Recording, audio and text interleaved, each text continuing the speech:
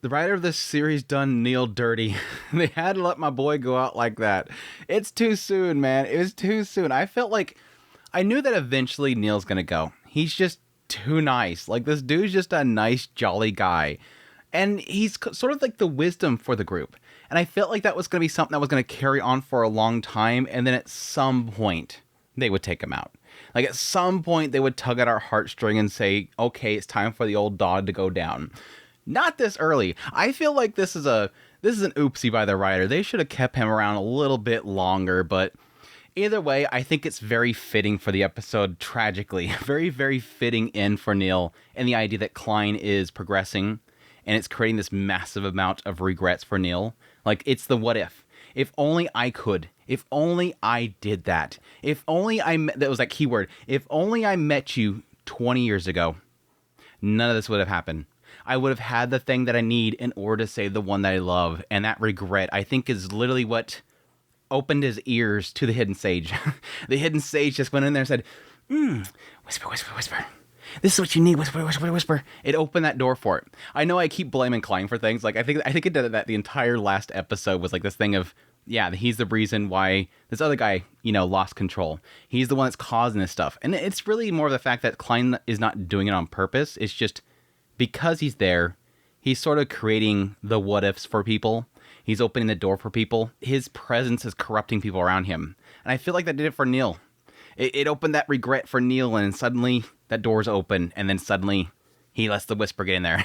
And I think a lot of it's around the Moses Order, what they kind of described the Moses Order being, which they kind of had the middle card for this episode really getting into, which is this group that was all about knowledge. They talked about it before. It was like the whole segment with Hangman talking to Justice, was talking about what the order itself was. It was like one of the first orders, whatever. They were all about knowledge. It was acquiring knowledge. That was their utmost importance.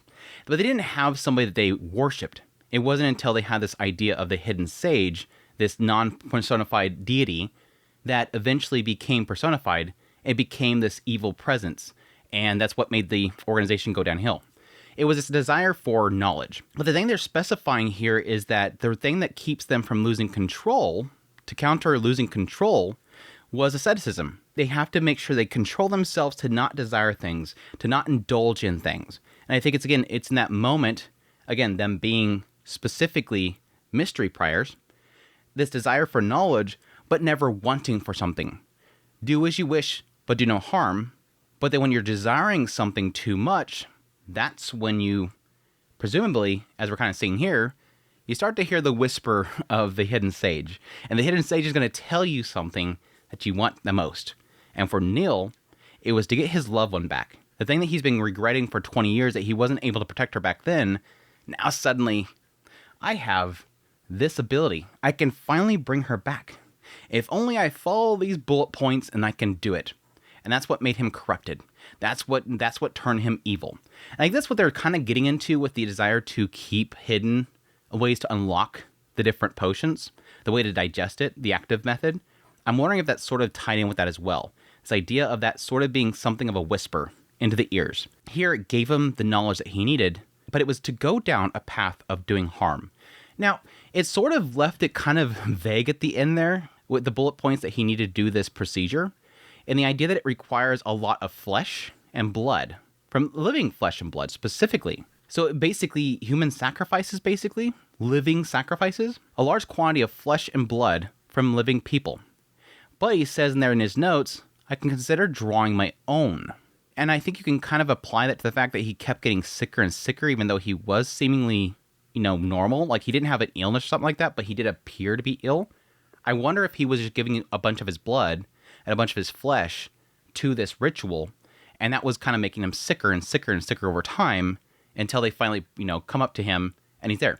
So it implies the fact that he wasn't sacrificing people, because there was a fear there when he sees those notes, like, oh crap, yeah, he did do harm. No, he said, I never did harm. I never harmed people. He didn't. Unless he was out of his mind at that time. I don't believe he did. He was just offering his own body. And again, it kind of implied at the end there, he was going to let himself be a human sacrifice at the end. Anyways, that's all for me to say. This sucks. This episode sucks because of that. But yeah, like, overall, really fantastic episode, though, besides the fact of losing Neil. And again, I I think it's an error by the writer. I think they could have definitely made Neil a staple for a lot longer than this. And again, I do think his presence in the show it's a positive. Like he's such a positive nature in the story, even though he is always kind of down on himself about, his regrets and everything, especially last episode. He's always been such a chippery character that I just always found to be such a joy to be on the screen. And I don't really know if they can find another character to do that. Like, they don't have another character that's like that. Unless they're going to add new characters here soon, Neil not being there sucks. I'm just going to say, Neil not being in the story anymore really sucks. Like, just from a balance of mood. Again, the sources can probably say, don't worry about it. It's going to be better. We're going to have this other character come and don't worry about it. Anyways, moving on. Let's get into the episode proper. Again, episode 9 of Lord of Mysteries, if you haven't guessed already. Oopsie spoilers if you didn't know that. Opening up the episode with, Klein deciding that he's going to give the active method to all the other individuals, done everybody. And again, based on the previous episode, his hope here was to help them advance, and hopefully that will help them not lose control anymore. And yes, really quickly, Dali contacts him. Dali comes over there in a spirit form to talk to Klein. I got the note from Dunn. I had to talk to you quickly. This is the only way I could do that. You might want to put up a seal. You're probably not going to want anybody else to know that a woman's voice is coming from your room. Personally, I don't mind if your brother and sister get the wrong idea. I like it's like that was the point where he finally realized, oh, it is Dali. Because like up in that point, he still had his gun pointed at her. But it wasn't until she said, I don't mind your brother and sister getting the wrong idea. He's like, oh yeah, it's Dali. Seal the room. All right, let's talk. Yes, her whole point in being there is the fact that she is aware of the whole active method, and she's trying to prod him to find out if he figured it out. Either you did that, or you have been basically talking to evil spirits. One of the two. So it's probably going to be that. But yes, she's getting into the fact that this is something that she was aware of, something she figured out, but it's not something she could talk to other individuals about. This is an oddity here, because she claims that because she had to sign this contract, because she did this oath, she's not able to talk to other people about it. I guess it's something that you're allowed to talk to other people that know about it, and thus the oath doesn't harm you, or it's not something that immediately inflicts harm, but it's an aspect that you're doing an oath, and you'll be punished amongst the order itself. Not that there's some sort of magic effect that's going to attack you if you do this. One or the other, because she's basically talking to Klein right here about it, and she's not sure if he actually knows about it. I don't know. I think she's kind of putting herself at risk of being punished here. The fact that it's not something that's going to physically attack her if she does. But yeah, her whole point here is that she can't tell other people about it, and so she wants Klein to tell everybody before the order gets there. Like, the Holy Cathedral is going to come here. They're overnight shipping somebody to come down here because you're that special. Again, there was a little bit of jealousy here. Like, everybody's giving that jealousy here, like with her especially and with Neil. People are being very jealous about the fact that it only took him 2 months to be able to go on to 8. So, yeah. Now, here's the part where we're getting like very questionable about the church itself. Because again, we're establishing the fact here that for some reason, the church is specifically restricting people from telling people about the active method. What is wrong with the active method? Klein asks her, do the higher-ups know about the active method? She nods. In the revelation of Evernight, the history of our church goes back to the Third Epoch. A few thousand years later, the lowest-ranking Nighthawks don't even know about it. Again, Dunn doesn't know about it. He's a 7. 7 and back, at least we know right now, don't even know about this active method. Why wouldn't they? It is the way to progress. Klein has found out about it, and he progressed within 2 months. Why wouldn't they want people to know about it? They question their reasons must be very convincing to conceal these things deliberately. Again, they're having them actually do an oath not to tell anybody else. She says she doesn't know the reason, but she only dares talk about the subject for those that grasp it, which again is going to be Klein. She can't tell anybody else. Because again, if she does, presumably, she will be punished by them. High ranks make those that stumble upon it swear an oath, so I never got the chance to tell Dunn. So she wants him to go do that before they actually get there. Again, why are they keeping this secret? And now this sort of goes back to like, wow, I want to say like episode 2 or episode 3, like way back there. One of my impressions I got in this whole thing, where it just seems very weird that there's so little known about the sequence numbers, whether the names themselves, like the fact that Klein has to find out that 8 is clown. Why doesn't anybody know about this? And again, Klein is figuring out ways of progressing and to, digest this. Why doesn't anybody know a clear method of actually doing this? Why isn't there like a guide for leveling?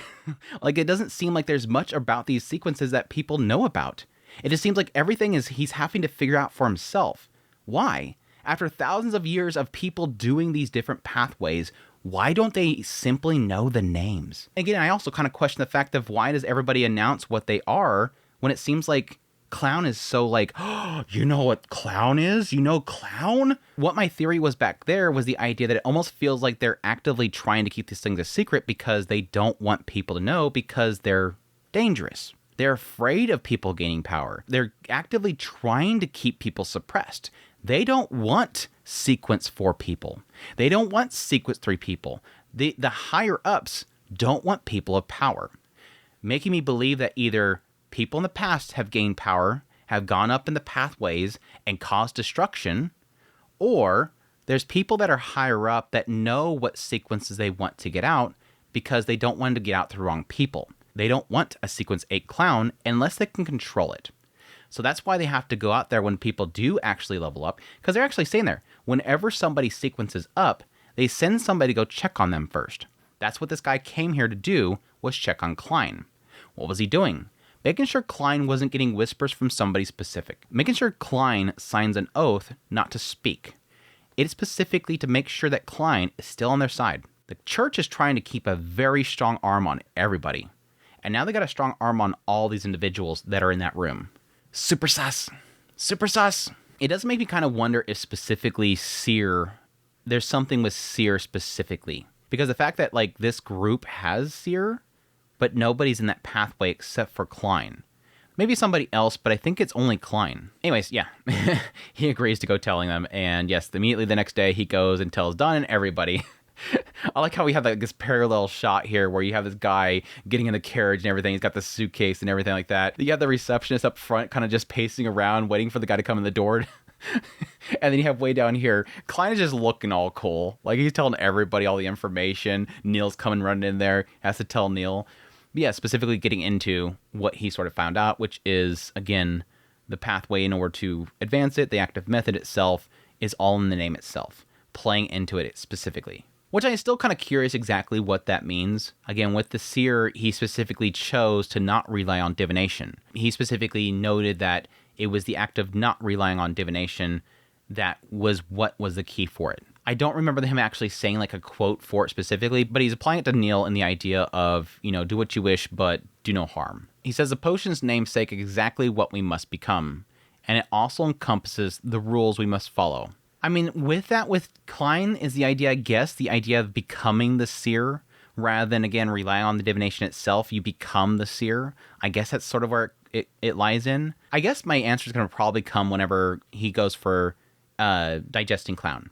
I think that will probably be the answer there. If he literally does run around with a freaking red nose and white paint all over his face, I'll know. I will literally know the moment he starts acting like a fool. I'll immediately know. But yeah, that's where we get that little kind of sign there from Neil. And the fact that he says there, if only I had met you 20 years earlier, and starts coughing. Again, the cough that I'm thinking is probably the fact that he's been giving up the blood. And again, he's giving himself into this ritual. He's becoming corrupted. He's losing control of himself. But I'm surprised that Klein didn't see anything with possibly a losing control. But again, I think that's more in the idea that he's giving up too much blood. And that's what's making him sick. But again, I would hope that he would see that with his Seer abilities. It could be simply the fact that the hidden sage was there the whole time. But again, that regret. That statement is absolute regret. If only 20 years earlier. If only back then. It was so simple. If only I had known that one thing. That's how bad it is for him because he's been struggling for the last 20 years over the fact that he couldn't do this. And now Klein just comes up and says, it's this simple. I figured it out in 2 months, Klein. What a slap. That's literally this entire episode. And I felt it really bad with the later parts of Neil. And the fact that he's literally saying, if only I had known this one thing. I wish I had known this one thing. It's so late. I'm so late on this whole thing. But anyways, that's when, yes, Crestit shows up. Mr. Crestit. Nighthawk, high-ranking deacon, sleepless pathway, sequence 5. Spirit Warlock. Sequence 5 is the lowest sequence that we've seen thus far that is actually named. Again, I really do think that Azek is probably... I'm thinking Azek is at least 4, maybe 3. Dude's like super powerful. But after watching this guy, I don't know. I don't know after seeing this guy because he looked pretty crazy. But yes, one of the 3 authorized red gloves, his strength is equal to a sequence 4 demigod. I wonder if they mean there that demigod is sequence 4? Like sequence 4 of Sleepless Pathway is demigod? Or is demigod just sort of just a classification? Doesn't matter either way. But yeah, they never heard of a reverend personally assisting in a sequence 8 Beyonder for advancement. Again, this is that indication there that, 1, Klein achieved this in 2 months. He's doing something that's completely out of the norm. He's got something special about him. And the assumption there is going to be, how did you achieve that in 2 months? Something whispered in your ears. Which we're going to get a sense of when he goes in there and seemingly puts him through an entire interrogation using his warlock ability, spirit warlock ability, some sort of ability that he has to completely consume Klein. And it seems like it wasn't necessarily torture, but it's like, I guess, a mental torture, like putting him through pain as he kind of asks him all the questions. Did you receive a murmur from an evil god? Are you tempted by a devil? What secrets do you have? And I don't necessarily think that they were going for an idea of a lie detector, like something that can tell that Klein is lying, but simply just, again, torturing him and seeing if he'll answer one way or another. You know, basically relieve the pain if you tell the truth. But he was never asked twice. He never pressed him on anything. So I think it probably could have told if he was telling a lie or a truth. And technically, most everything that Klein said there was truth, except for having secrets that he can't share. Klein said no with that whole situation, and it could have detected that. But again, it could be similar to Dali, when Dali was diving into Klein's mind, and she wasn't seeing that Klein had a previous life that he was seeing there, that it was blocked there, that it seems like his previous self is sort of disconnected in a way. I don't know. But yeah, seemingly he passed. Despite all that crazy stuff that he was doing to Klein passed. Again, sus. Sus. Like, everybody comes in there, is like, oh, okay, he passed, don't worry. Oh, so he's not in trouble for sharing the active method? Nah, that's just a sign that after 2 months, his bonds with you guys are strong. Sure. I'm assuming that they were probably pretty pissed that he revealed that to everybody. It's just, again, kind of go with it. Whatever. Everybody knows the secret. What are they going to do? At this point, what are they going to do? It would be better for them to essentially allow them to be, just have them swear the oath and let them go on. You have all these individuals, they swore an oath, see what they do. On the reverse, yes, they can punish Klein, who is a very promising Beyonder that has passed the test, and a group that's still doing their job properly. Again, I think this whole thing here is really just an element of control, not necessarily punishment. They want to make sure they keep them in line. And this is what they're doing right here. They're just keeping them in line. They're not punishing. They're just keeping them in line. Again, I do. They're hard to trust. I'm sorry. This whole thing just played out very suspicious. Just very suspicious. Yeah. Then what? Yeah. Then what was this whole restraint things about? Oh, that was just keeping him from killing himself. Sure. Okay. But yeah, that's when they swear the oath, and again, not to reveal the details of the acting method. They said, "O Evernight goddess, standing higher than cosmos and more eternal than eternity, I swear to you on my spirituality and in my real name, I will never reveal the details." It kind of makes me believe there, again, it's sort of an oath to what they are under, the Evernight goddess, which I guess there could be an element of the Evernight goddess punishing them. But again, the fact that Dali went and talked to Klein with the idea that he knew that was the only person that she felt that she could talk to it about, makes me believe that they have to find out about it. That it's not an aspect of, like, again, a magic on them, but an aspect that it will reveal to somebody and they could be punished for it. Klein could tell somebody, basically, and then she's in trouble. Anyways, yeah, so when they go to brew the clown potion, I very quickly picked up on the fact that he had to use a Hornicus gray mountain goat. Has to be Hornicus. Again, the stupid name that keeps calling out to him. The location that keeps calling out to him, Hornicus. A goat from that location. I don't know. But yeah, ends up using the potion, drinks it. A bunch of red little thingies fly around him. I'm wondering if those are kind of be similar to the original potion, that he has to digest all that stuff. That has got like a whole bunch of things that he has to get rid of now. But yeah, the guy congratulates him and then says, "Remember what I'm about to tell you. Be they murmurs or cries, they can be sent to you by high sequence Beyonders of the same pathway. Its content filled with malice. If this pathway belongs to some evil existence, you must be extra careful." Once you become tainted, it's extremely easy to lose control. Again, this is where I think this is sort of a, yes, the church seems sus, but I think they're specifically doing this because they're afraid of people with power. They don't want people rising up willy-nilly.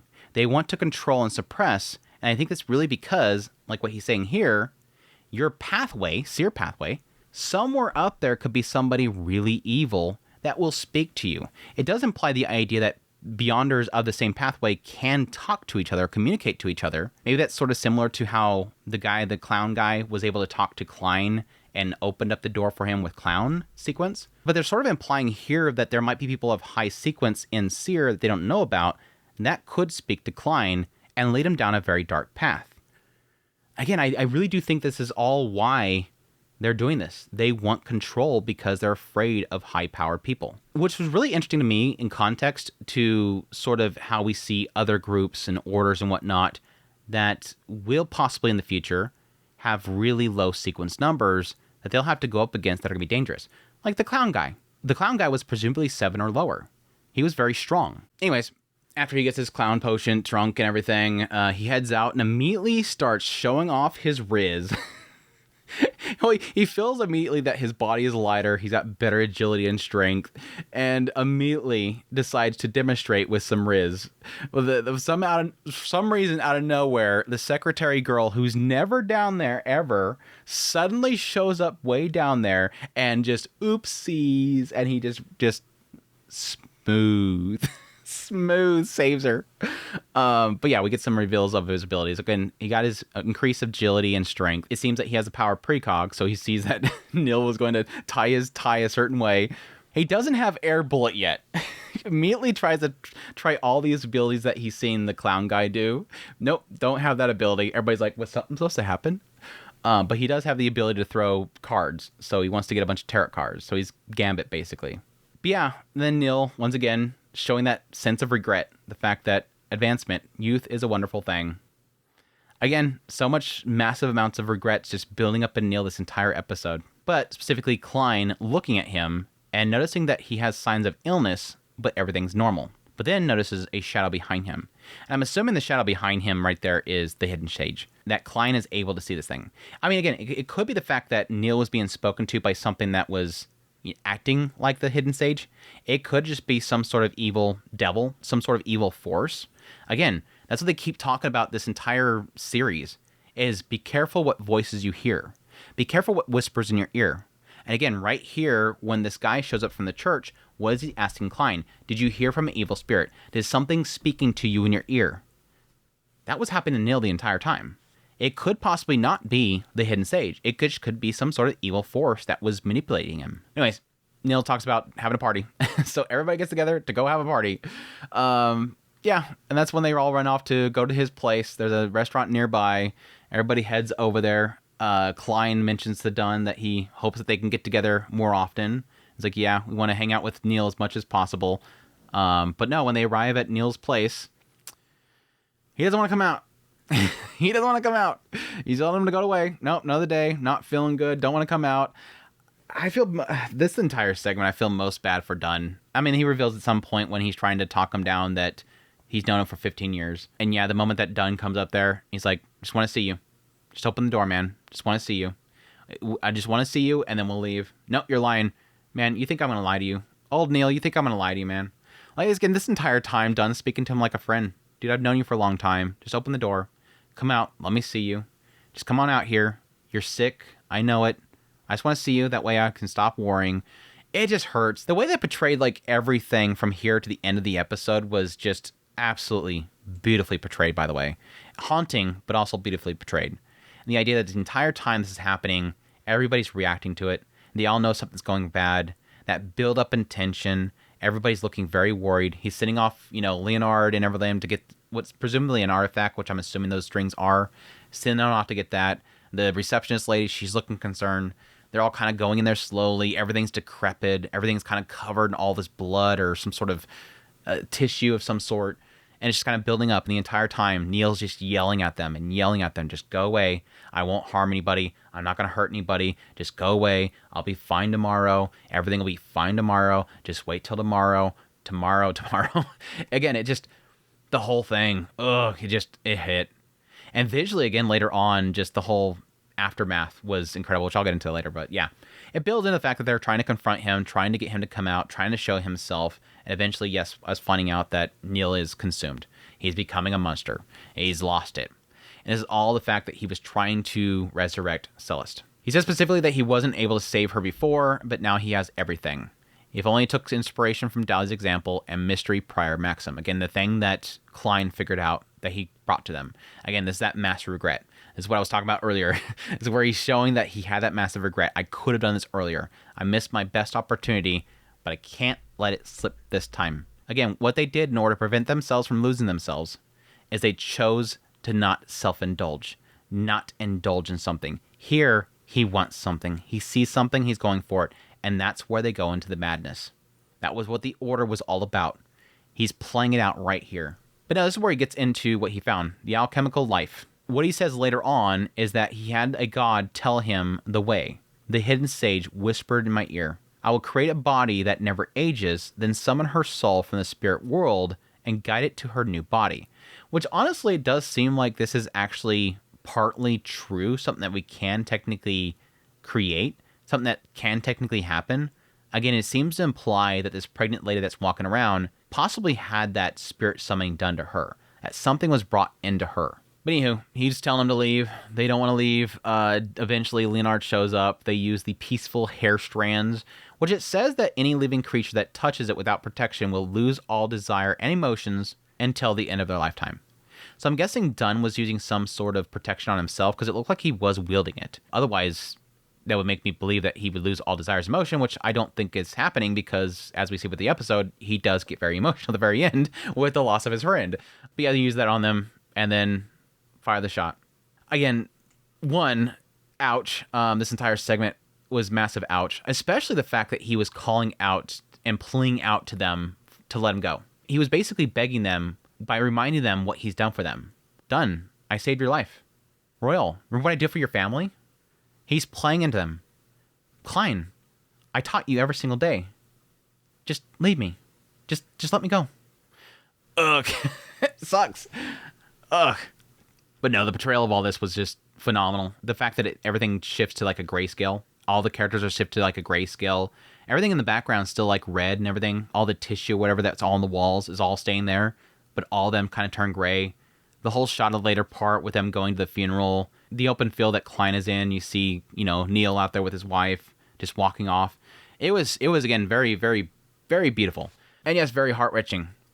Now, the thing that I noticed was on the ground after Neil was disintegrating. That looked like the hidden text that Klein found in the underground market. There was that Roselle hidden text that Klein was looking at. And the guy was like, oh yeah, that's totally a hidden text from Roselle. Yeah, buy that. It's got like some great ability. It's so much power in it. It can ward off disaster. And Klein immediately realized, no, this isn't one of Roselle's hidden texts because it's not Chinese. It's not simplified Chinese. And he ended up leaving it behind and didn't buy it. And then they got distracted by the whole situation with Trissy. My question is, did Neil go back down there with the intention to buy it and to give it to Klein? Or did he just want something to ward off disaster and he bought it for himself, thinking that it was actually going to ward off disaster? I don't know. There's a side of me that because of how Klein reacted to it, he may have assumed that Neil bought it for him, thinking that Klein wanted it. I don't know why he would waited that long and never given it Klein unless he was just, saving up money so that he can purchase it for him.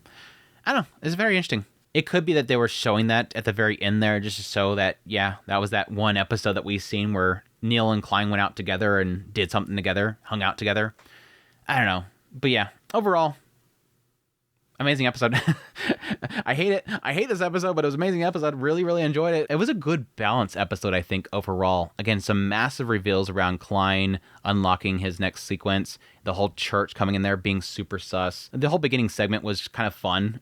I think Dali and Klein just kind of bickering together was a lot of fun. But then again, getting into the church itself and what they're restricting. But the whole later segment was just a big, epic gut punch.